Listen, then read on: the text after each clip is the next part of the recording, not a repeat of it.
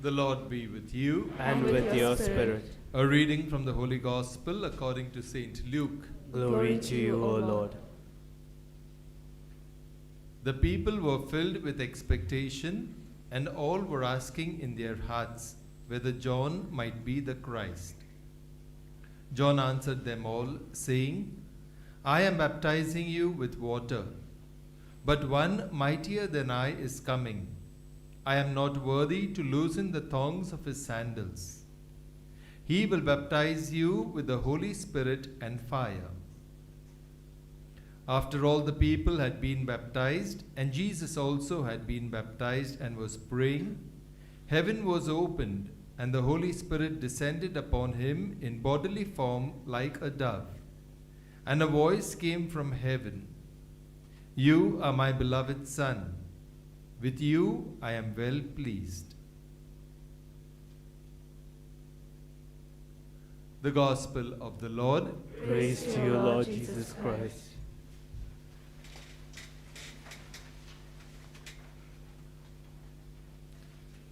Today's feast of the baptism of our Lord marks the conclusion of the Christmas season.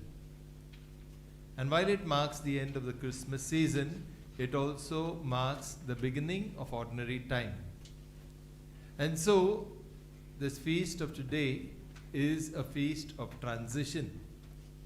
And especially it is a transition not just from Christmas time to ordinary time, but it is a transition in the life of Jesus. From the years when he lived a very private life, from the years when he lived the so-called hidden life, now he is moving into a life of public ministry. He is moving into a life where he will be at service to the community.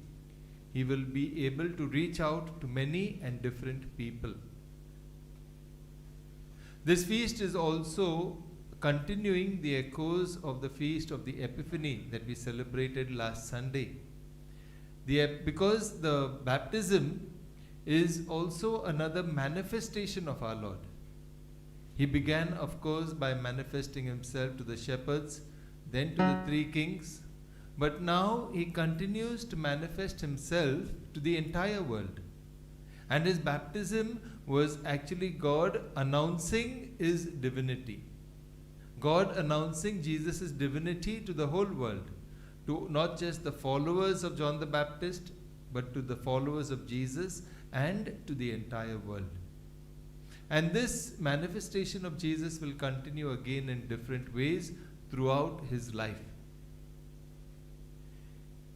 If you look at this baptism of Jesus, actually Jesus did not need to be baptized by John the Baptist, because John the Baptist was giving a baptism of repentance from sin. And Jesus himself had not committed any sin. He was God. He could not commit any sin. And so there was no need for repentance on Jesus' part. And therefore actually Jesus did not need to submit himself to this baptism by Saint John.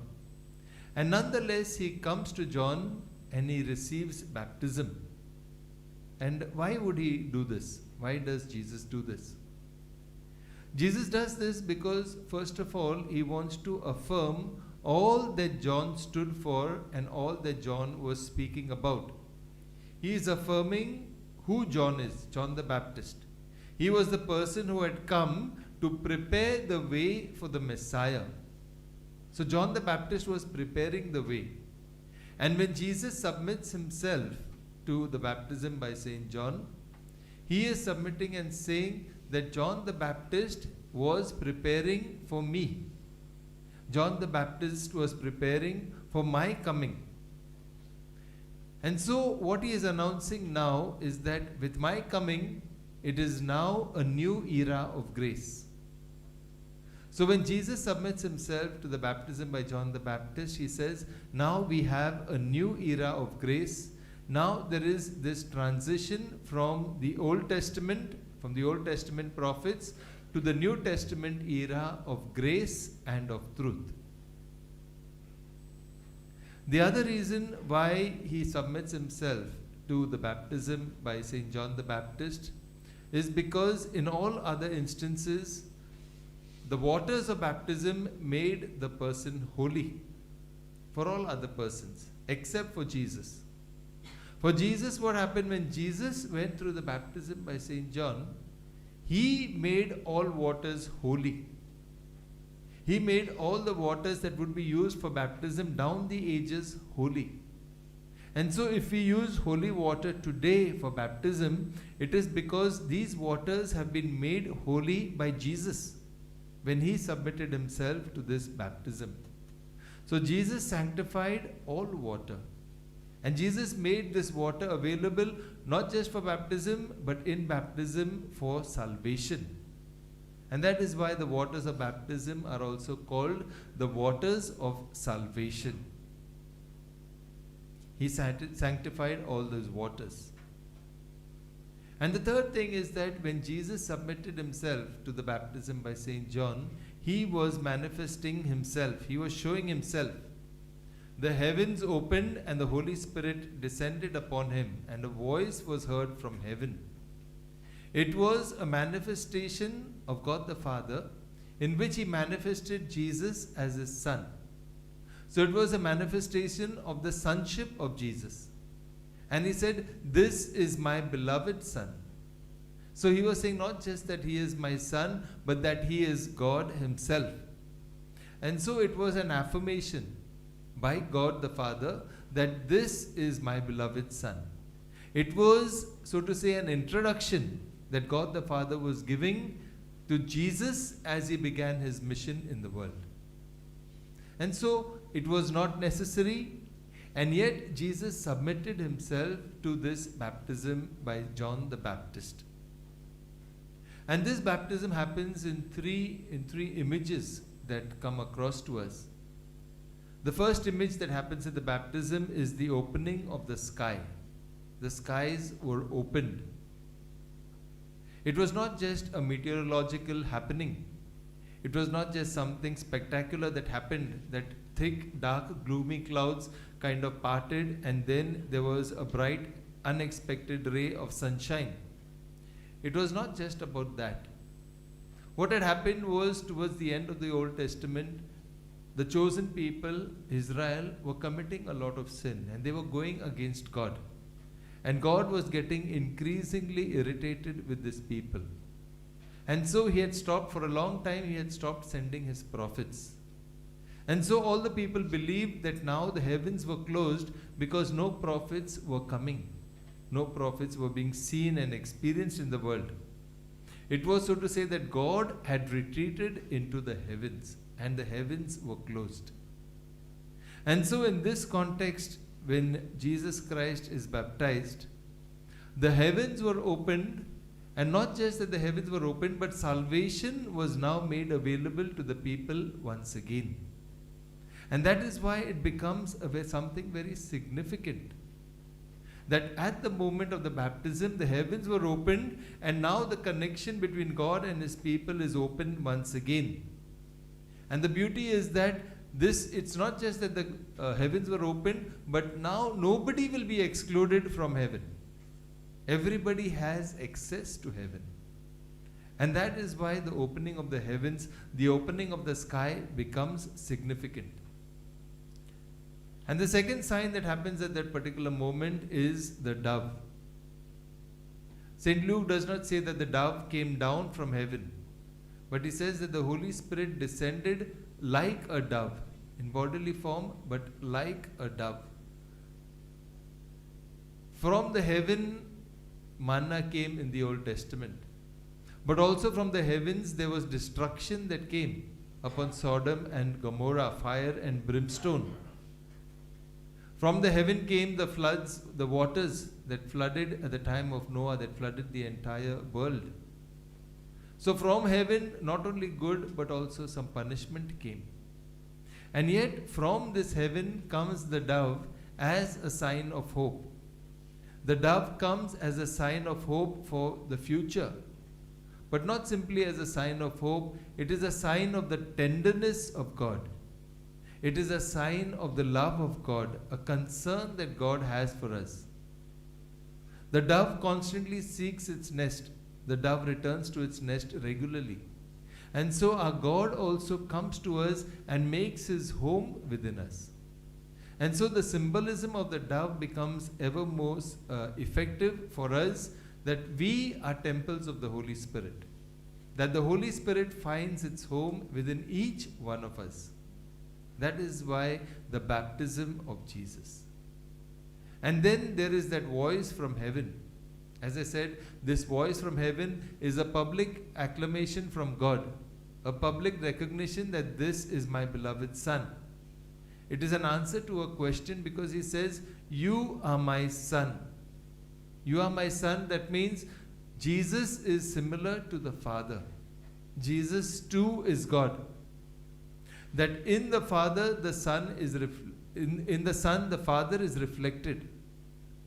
The Son is able to reflect the reality of the Father, because both of them are God. So you are my Son, and not just you are my Son, but you are my Son, the beloved. The word beloved would be used by Abraham of his son Isaac.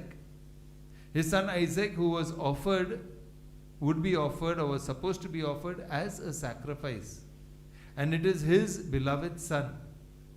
And Jesus is the beloved Son of the Father, ready to be sacrificed for the sake of all humanity. And in this beloved Son, the Father is well pleased. The Father is well pleased because this Son has come as a servant to fulfill the will of the Father. That is why the Father is well pleased in the Son. And so in these three things, when we look at the opening of the sky, when we look at the coming of the dove, and the coming of the Son, you are my beloved Son, with whom I am well pleased, we see that the baptism of Jesus has a message for each one of us. Has a message for each one of us. That through the baptism of Jesus, which is a reminder to us of our own baptism, through our baptism, salvation is made available for us. Salvation becomes possible for us. And we're not just talking about a theory. We're not just talking about a good idea. But the fact that God becomes available for us because he loves us. Otherwise, he need not have given us or offered his salvation. But God loves us. And so our baptism is a reminder that this salvation has come down to us. And this salvation comes down to us in the form of a dove, but especially in the form of the Holy Spirit. Very often in our prayers, we do not invoke very much the Holy Spirit.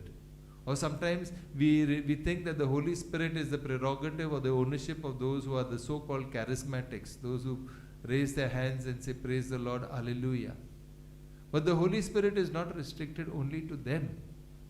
Each one of us should get used to praying to the Holy Spirit and asking the Holy Spirit for blessing and for inspiration. Suppose, for instance, I don't know, the lectors are coming to read. When you come up to read, it's always good to say a prayer to the Holy Spirit to help you to proclaim the Word of God. When you are going for an exam, when you are going for an interview, when you got something difficult to do, just say one line to the Holy Spirit, Holy Spirit, come upon me and bless me. You will find strength, you will find courage to do things that otherwise might have been very difficult. So the Holy Spirit can be invoked not just in the church, but at every moment of our life. And that is the presence of God that comes into us. Invoke the Holy Spirit. There is a power in the Holy Spirit. There is God present in the Holy Spirit. Invoke the Holy Spirit and the Holy Spirit will bless you. And then, you are my beloved Son, in whom I am well pleased. We have to turn our eyes to Jesus. As Jesus was the beloved Son of the Father, he lived a life that, so to say, was in keeping with this, the well-beloved Son. We too are beloved sons, beloved daughters of God. But we have to live lives that are equally beloved. We have to lead lives that are equally worthy of this title. Let us pray for this grace, that through the baptism of Jesus, each one of us too might be inspired to live good lives, that each one of us might be inspired to be more and more like Jesus. And especially let us pray for this grace that God might be able to say of each one of us, this is my beloved son, this is my beloved daughter, with him or her I am well pleased. Glory be to the Father, and to the Son, and to the Holy Spirit, as it was in the beginning, is now, and ever shall be, world without end. Amen.